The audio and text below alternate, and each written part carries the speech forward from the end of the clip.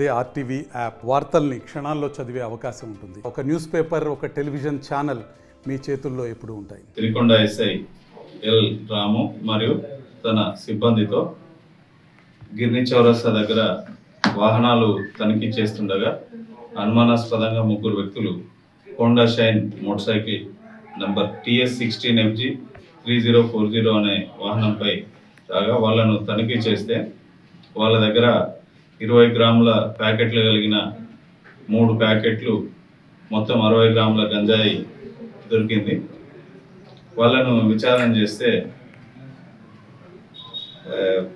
మెండోరా గ్రామం భీమ్గల్ మండలానికి చెందిన కనక యశ్వంత్ తండ్రి నర్సయ్య, బోదాసు నరేష్ తండ్రి నర్సయ్య అనే ఇద్దరు వ్యక్తులు వాళ్లకు గంజాయి అమ్మినట్లుగా వాళ్ళు చెప్పగా వాళ్ళ కన్ఫెషన్ ప్రకారము మేము అక్కడికి వెళ్ళి తనిఖీ చేయగా వాళ్ళిద్దరి దగ్గర మరో 250 గ్రాముల గంజాయి దొరికింది. 10 గ్రాముల గంజాయిని సీజ్ చేసి ఈ ఇద్దరు వ్యక్తులు మరియు ఒక మైనర్, మొత్తం 4 వ్యక్తులు, ఒక మైనర్ అబ్బాయి పైన NDPS యాక్ట్ కింద కేసు నమోదు చేసి ప్రొసీజర్ చేయడం జరిగింది. వీళ్ళ 4 మేజర్లను ఈరోజు కోర్టులో హాజరుపరిచి ఆర్మూర్ కోర్టులో హాజరుపరుస్తాం.